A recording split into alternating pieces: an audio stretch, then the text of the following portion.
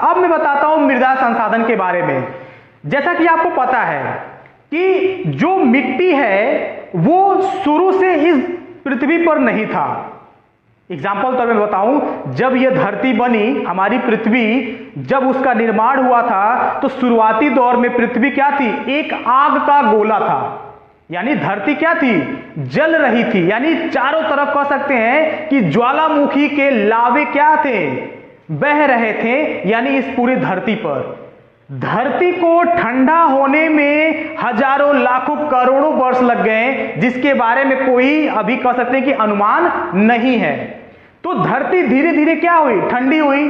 तो धरती के ठंडी होने के वजह से जब धरती ठंडी होने लगी तो उसके जो वाष्प थे, यानी जो गर्म, जो ठंडी होने लगा तो गर्मी से जो वाष्प निकल रहा था उसने बादलों का निर्माण किया और बादलों के वजह से धरती पर वर्षा होने लगी। और जब धरती पर वर्षा होने लगी तो धरती क्या हुई?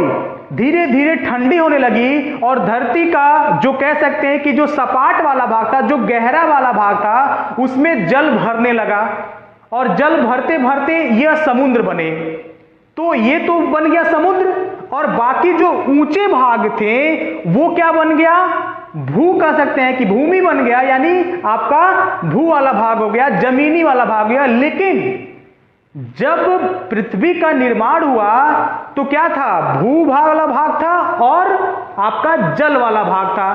तो अब भू वाले भाग इतने कठोर थे कि उस पे किसी भी प्रकार का वन या कह सकते हैं कि जीव जंतु या पेड़ पौधे कोई भी उस पे क्या जीवित नहीं रह सकते, उस पे फल फूल नहीं सकते।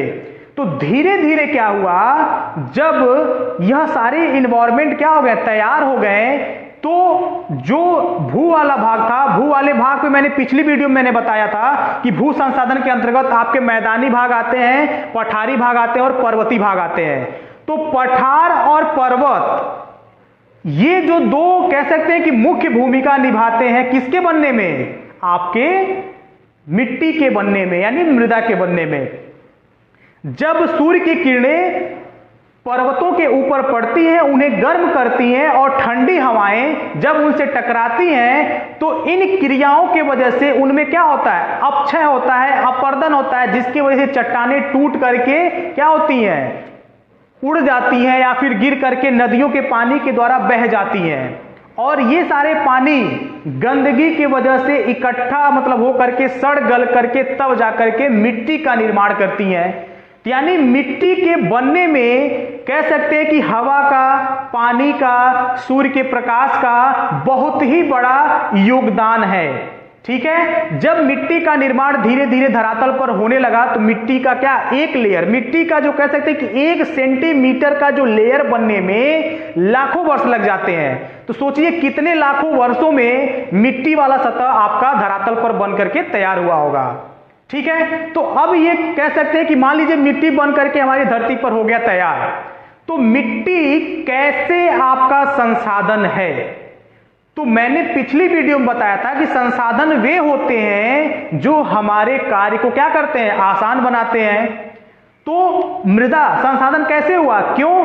क्योंकि मृदा में हम क्या करते हैं? विभिन्न प्रकार के फसलों को उगाते हैं, जिन फसलों को खा करके हम जीवित रहते हैं। विभिन्न प्रकार के जीव जंतु कहां निवास करते हैं? मृदा में ही निवास करते हैं। जैसे केंचुआ हो गया और भी सूक्ष्म जीव हो गए, वो मिट्टी में ही अपना घर बना के रहते हैं।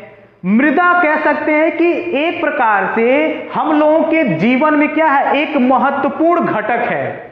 और जो चीजें हमारे जीवन को आसान बनाती हैं, हमारे कार्यों को आसान बनाती हैं, हमारे विकास में हमारी मदद करती हैं, वे संसाधन होती हैं। तो मृदा क्या है?